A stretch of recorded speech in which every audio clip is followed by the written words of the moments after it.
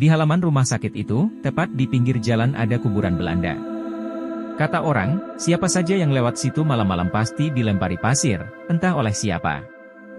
Jika lewat jalan di sebelah barat, saya harus melalui pemakaman umum.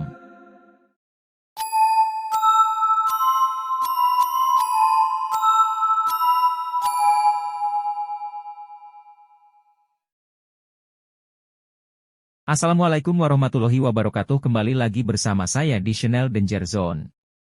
Jadi di segmen Kismis Kisah Misteri kali ini saya akan menceritakan tentang misteri hantu pocong wedon. Sebelum masuk ke ceritanya, alangkah baiknya kalian dukung channel kami dengan cara subscribe, like, comment, and share ke teman-teman kalian semua. Agar kami lebih semangat lagi untuk membuat video-video yang lebih menarik lagi. Oke, tanpa banyak basa-basi kita gas ke ceritanya. Kismis Kisah Misteri dimulai.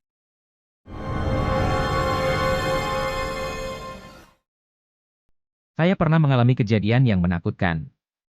Hal itu saya alami 30-an tahun yang lalu ketika saya bekerja di PNP 8 Kayu Aro, sekarang PT Nusantara 6, yang terletak di Kabupaten Kerinci, Provinsi Jambi.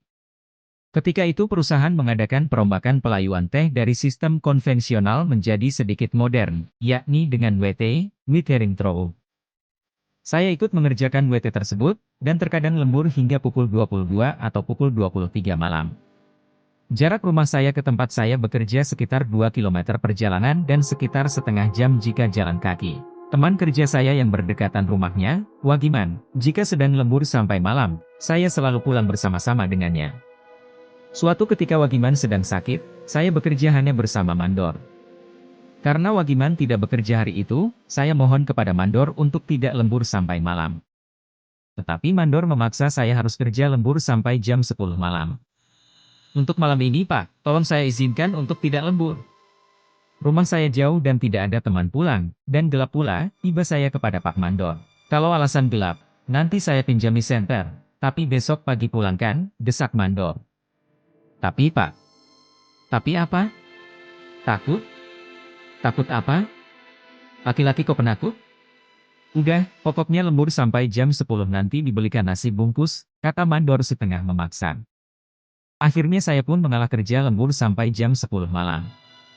Namun dalam bekerja saya tidak konsentrasi pada pekerjaan, yang saya pikirkan cuma bagaimana pulangnya nanti. Kalau biasanya jam berapapun saya pulang ada temannya, Wagiman, sedangkan malam ini sendiri. Dari pabrik ke rumah saya memang bukan hanya satu jalan saja, melainkan ada 3 jalan yang bisa dilewati. Tapi ketiga jalan itu menakutkan semua. Jalan besar sebelah timur kalau mau pulang ke rumah harus melewati rumah sakit perusahaan. Di halaman rumah sakit itu, tepat di pinggir jalan ada kuburan Belanda. Kata orang, siapa saja yang lewat situ malam-malam pasti dilempari pasir, entah oleh siapa. Jika lewat jalan di sebelah barat, saya harus melalui pemakaman umum. Wah, ini lebih gawat lagi. Jalan yang biasa ditempuh lewat jalan tengah, kalau ada temannya sih no problem meski malam hari, tapi ini kan sendiri. Masalahnya jalan tengah ini harus melewati batu besar yang berada di tengah jalan. Belanda pun gak berani mengganggu batu besar yang ada di jalan itu, sehingga Belanda ketika membuat jalan kebun terpaksa mengelaki batu tersebut. Konon katanya, lagi-lagi kata orang, batu itu ada penunggunya, sehingga banyak orang sering melihat penampakan di sekitar batu itu. Dan apa yang diisukan orang-orang itu terbukti. Dari kejauhan di tengah kebun teh, memang bukan tepat di atas atau di dekat batu, nampak ada sesosok putih sedang bergerak-gerak dan sepertinya semakin mendekat ke arah saya. Kata orang itu namanya Wedon. Wedon itu sejenis hantu yang paling mengerikan. Wedon itu makin lama semakin tinggi, dan jika meludahi, kita bisa melepuh seperti kena air mendidih, katanya.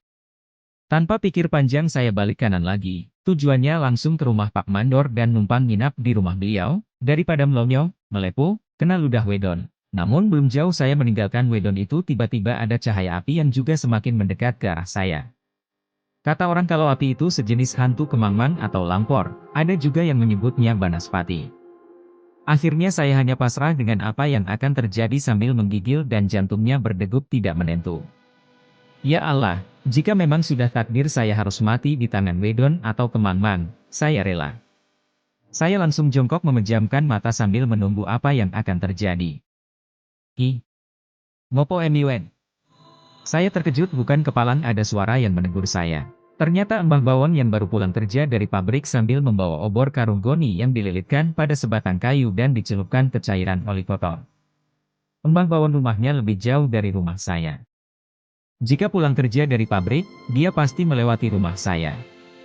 Setiap pulang malam dia selalu membawa kemang-mang, obor karung. Anu Mbah, kunci rumah saya tadi jatuh entah di mana. Saya cari-cari nggak ketemu, jawab saya beralasan. Ya sudah, cari sendiri kuncinya. Mbah pulang dulu, kata Mbah Bawon sambil meninggalkan saya.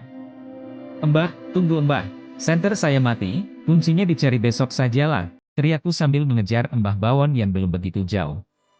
Saya berjalan di samping Mbah Bawon sambil melirik ke Wedon tadi, ternyata masih ada si Wedon itu di sana. Makin lama semakin dekat, saya semakin merapat ke Mbah Bawon. Tetapi Wedon itu tidak semakin tinggi, seperti yang sering diisukan orang-orang. Akhirnya saya selamat tiba di rumah tanpa diludahi Wedon atau dikunyah kemang-mang. Saya penasaran, dengan tekad bulat saya beranikan diri mendatangi sendiri tempat si Wedon itu berada besok paginya sambil berangkat kerja. Di tempat bekas Wedon berdiri semalam, hanya ada butiran-butiran putih seperti gula pasir berserakan di bawah pokok-pokok teh, juga ada beberapa karung plastik koyak yang diletakkan di bawah pokok teh dan di atas rumpun daun teh. Hingga kini, saya masih penasaran dibuatnya.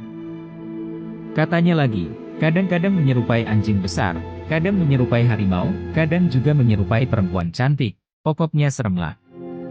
Ditambah lagi di dekat situ tumbuh pohon besar yang umurnya sudah ratusan tahun, orang menyebutnya pohon kayu aro. Makanya kebun itu disebut PNP 8 kayu aro, katanya lantaran ada pohon itu.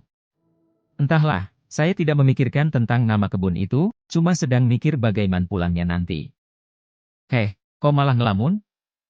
Hayo cepat selesaikan biar cepat pulang, Pak Mandor mengagetkan saya yang sedang fokus mikirin pulang. Sudah, sekarang makan dulu, nanti jam 9 pulang, ujar Pak Mandor menghiburku. Jam 9 kan malam juga, ya gelap juga, jawab saya dalam batin. Ketika itu belum ada PLN, jadi sepanjang jalan itu yang ada cuma gelap gulita dan lampu kunang-kunang. Jam 9 malam pekerjaan dihentikan untuk disambung besok lagi. Namun sebelum pulang, alat-alat kerja harus diberesi dulu. Akhirnya jam 10 juga pulangnya. Kok sudah suram Pak senternya? Protes saya ketika Pak Mandor meminjami senter yang dijanjikan. Ah nggak apa-apa, kan masih nampak jalan, yang penting nggak tersandung batu, jawab Pak Mandor acuh tak acuh. Padahal saya mengharapkan Pak Mandor bilang gini, sudah, karena senternya sudah habis baterainya dan hari pun sudah malam, kamu nggak usah pulang, tidur di rumah saya saja. Tapi ternyata ajakan itu tidak terucap sama sekali. Dan kalau saya minta untuk nginap di rumah Pak Mandor, ya malu juga. Dalam perjalanan pulang hati saya sudah merasa nggak enak. Senter jika dihidupkan 1 menit saja cahayanya semakin redup mau mati. Mungkin baterainya sudah soak, terpaksa hanya sebentar-sebentar menghidupkannya. Pilihan akhirnya jatuh pada jalan tengah yang melewati batu besar dan pohon kayu aro. Kira-kira kurang dari 100 meter sampai di batu besar di tengah jalan itu, tiba-tiba senter mati total, hingga saya pukul-pukulkan ke telapak tangan juga tetap ngadak, nggak mau hidup. Oke mungkin segitu saja cerita yang bisa kami sampaikan. Mudah-mudahan dapat menghibur kalian semua. Dan jangan lupa ikuti kami terus ya. Wassalamualaikum warahmatullahi wabarakatuh.